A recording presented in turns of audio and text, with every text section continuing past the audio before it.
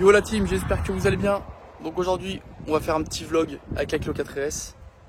Donc juste avant que la vidéo commence, je t'invite à t'abonner si c'est pas encore fait, ou pas le petit pouce bleu, ça fera vraiment plaisir.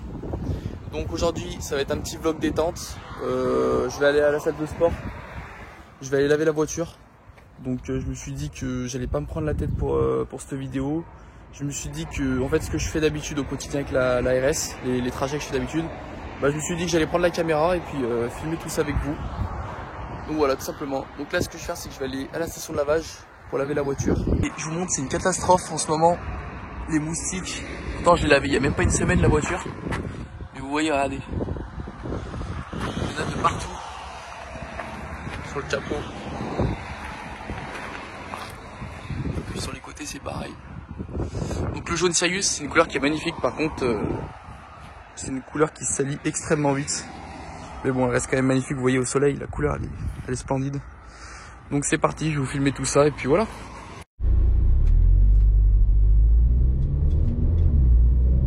Donc c'est parti. Je vous ai mis une vue de côté pour changer un peu d'habitude. Comme ça au moins vous allez avoir un nouvel angle de vue. Je vais faire différents angles de vue. Donc ouais, donc comme j'ai dit, ça va être un petit vlog où on va pas se prendre la tête.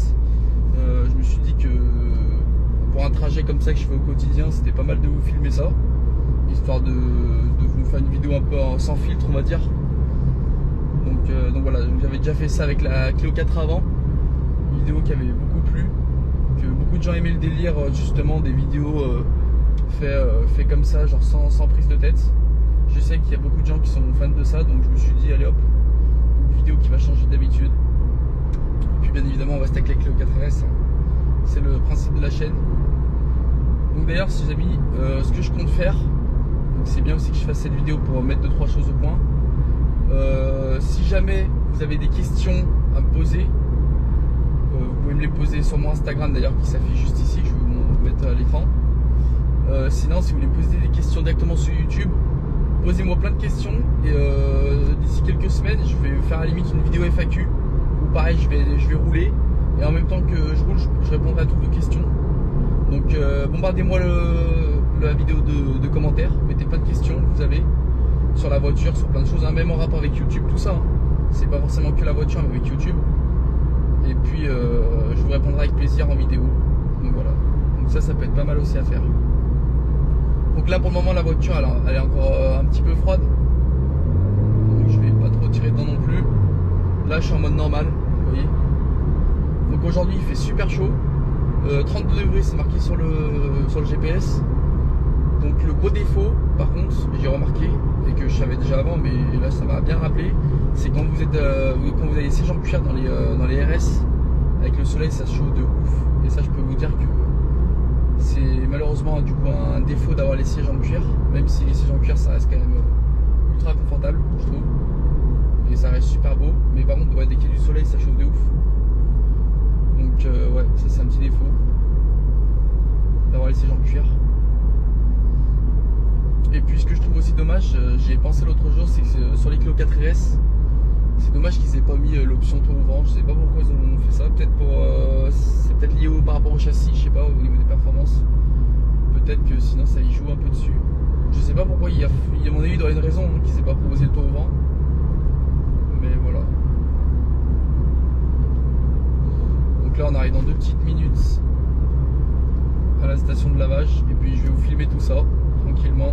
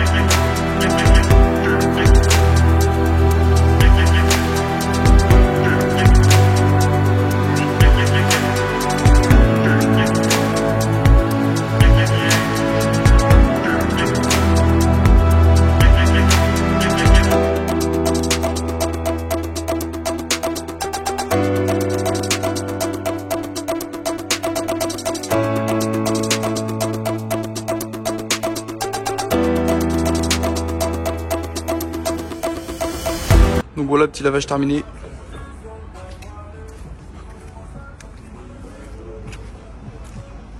On a nettoyé tout ça.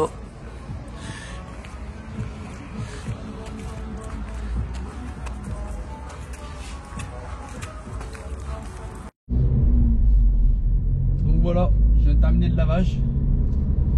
Donc pour ceux qui se demandent en moyenne pour laver ma voiture, sachant que moi je la fais on va dire une fois par semaine, voire si j'ai pas trop le temps on va dire une fois toutes les 2 semaines.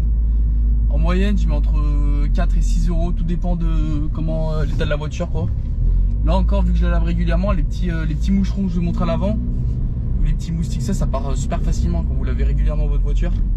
Après si vous la lavez pas souvent, avec la chaleur tout ça, avec le temps ça tient beaucoup plus, donc faut beaucoup plus frotter, mais vu que moi j'y fais régulièrement ça part assez facilement, donc en moyenne je mets 4-5 balles pour le lavage.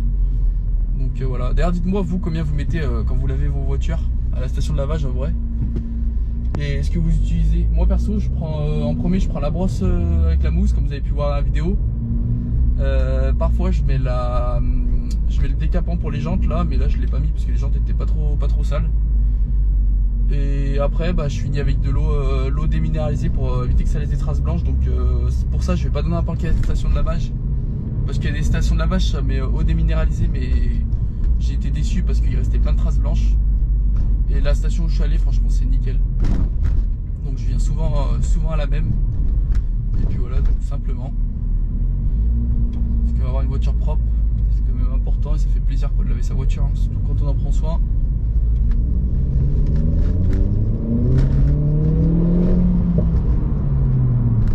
Petite accélération. Un petit 0 à 50 km/h bien évidemment. On est en ville. Ah, ils ont tout refait là, c'est tout neuf. Bon, j'ai fait une petite course, je vais me garer sur le parking. Donc c'est là où vous allez voir que la caméra de recul est pratique pour le coup, parce que moi la mienne elle est équipée. Donc là vous voyez, grâce à la caméra de recul, je peux me garer beaucoup plus facilement. Donc c'est vraiment l'option comme je vous avais dit que je voulais. Tac. Voilà, donc là on voit qu'on est bien. Donc ça, si jamais vous achetez une voiture, je vous la conseille. Après sur les Renault c'est pas très joli parce qu'on a le logo qui sort du losange. Enfin personnellement moi ça me dérange pas, mais je sais qu'il y a des gens ça les dérange. Mais pour le coup je trouve que c'est vraiment une option indispensable. Donc là ce que je vais faire au passage aussi, c'est que je vais aller envoyer le colis du coup à l'abonné qui a gagné le jeu concours. Donc félicitations à toi. Au moment où tu vois cette vidéo tu as dû déjà le recevoir je pense. Donc let's go, là je vais te l'envoyer.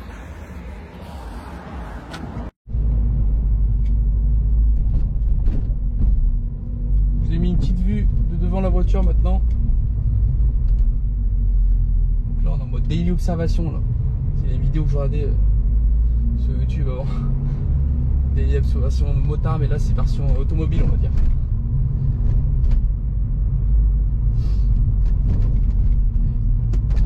Non, passe pas, pardon.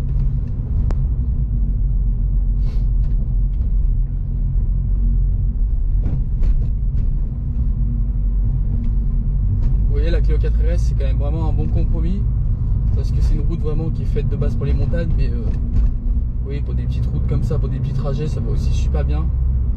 Pour se stationner tout ça il n'y a aucun problème, vu que c'est une voiture qui est pas très longue non plus. En plus c'est une boîte automatique, donc ça vous évite de passer sans arrêt les vitesses à la main. Donc pour le coup ouais, c'est vraiment un bon compromis des deux. Je vais passer là, allez pour la vidéo. Je vais mettre en mode sport, histoire que ça soit un peu plus sympa pour vous. Audition, je fais gaffe. Tac.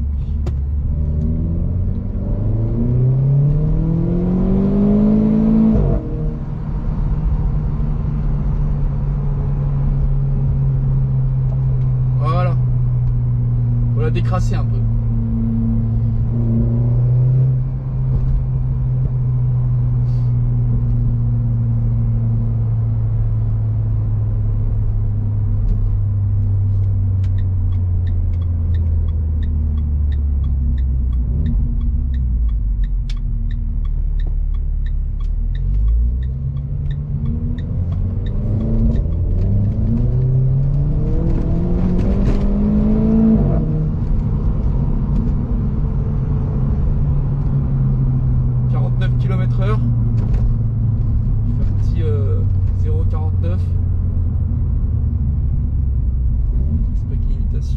extérieur.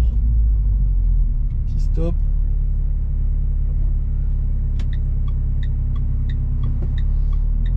Dites-moi aussi ce que vous avez la team comme voiture, vous personnellement, que vous utilisez.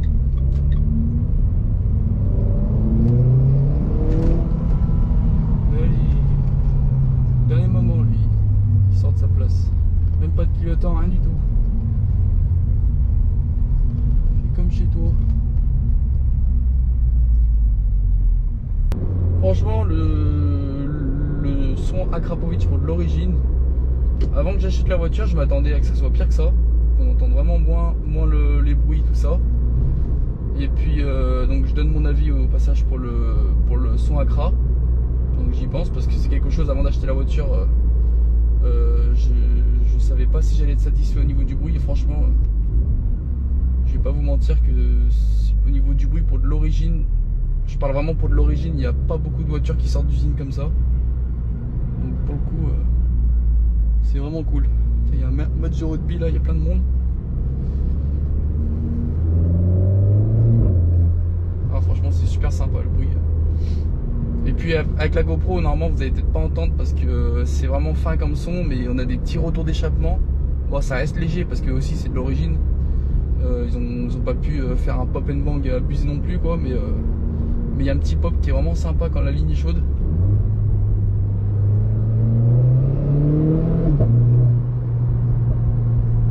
Par contre, j'ai remarqué un truc, alors je sais pas si c'est vrai ou pas, mais j'ai remarqué que quand on est en boîte automatique en mode sport,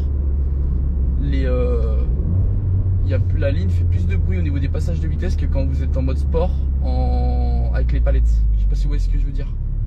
En auto, je trouve que vraiment les rapports, on va dire que c'est vu que c'est la boîte qui va gérer elle-même, les rapports vont se passer vraiment le plus tard possible jusqu'à qu'elle puisse vraiment entre guillemets plus en pouvoir.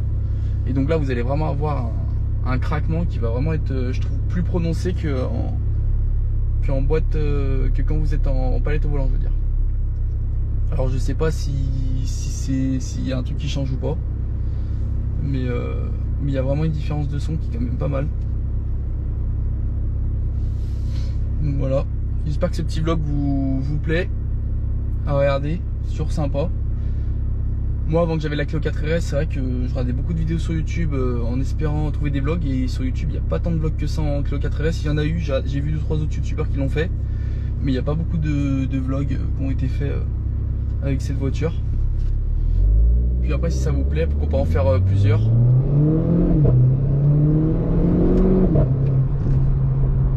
Là, je pense que vous avez dû entendre le petit craquement.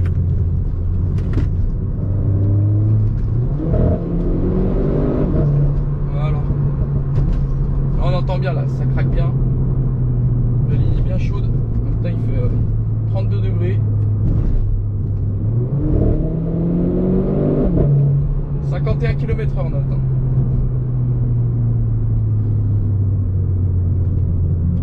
Là, je vais pas tarder à arriver à ma salle, donc je vais remettre le mode normal. Moi, ce que je vous conseille vraiment, c'est quand vous avez fait chauffer votre voiture, avant de vous garer, c'est de la faire tourner tranquillement, histoire que le turbo redescende au niveau de la pression. Bon, du coup, la team, là, qu'on peut voir, j'ai super chaud, je suis rouge, je suis brûlant. Donc, je viens d'arriver à la salle. Je vais aller faire ma petite séance, on se retrouve juste après. Allez, c'est parti.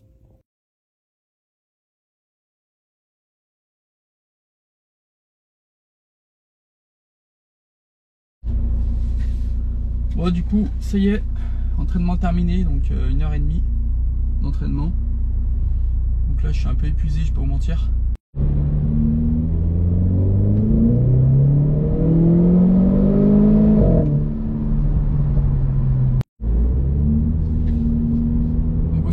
Pendant que j'y pense, dans la vidéo, je trouve dommage que dans la voiture, le petit défaut que j'ai trouvé aussi, c'est qu'il n'y ait pas de température d'huile affichée sur le compteur devant. Je trouve dommage que Renault ne l'ait pas mis. Alors il y est dans le RS Monitor, on peut voir la température, mais on est obligé d'aller dans le RS Monitor pour aller voir la température d'huile.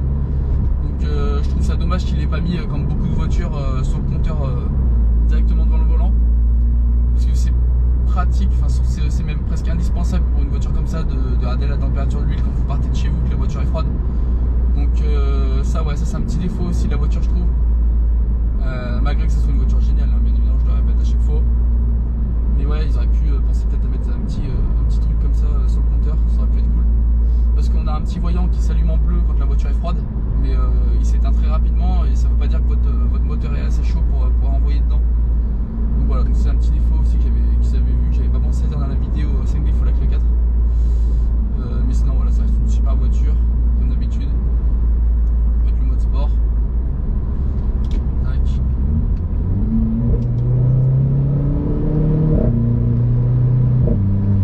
Puis la boîte double embrayage, franchement elle est ultra active, c'est un truc de ouf. Franchement pour une petite voiture comme ça, c'est.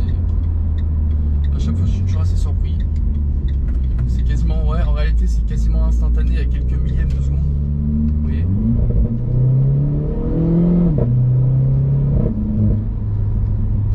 Franchement c'est un régal. Franchement honnêtement moi pour le moment je vois pas l'utilité de mettre une ligne sur la voiture personnellement. Après peut-être qu'un jour j'en mettrai une mais pour le moment la voiture elle fait un super beau bruit.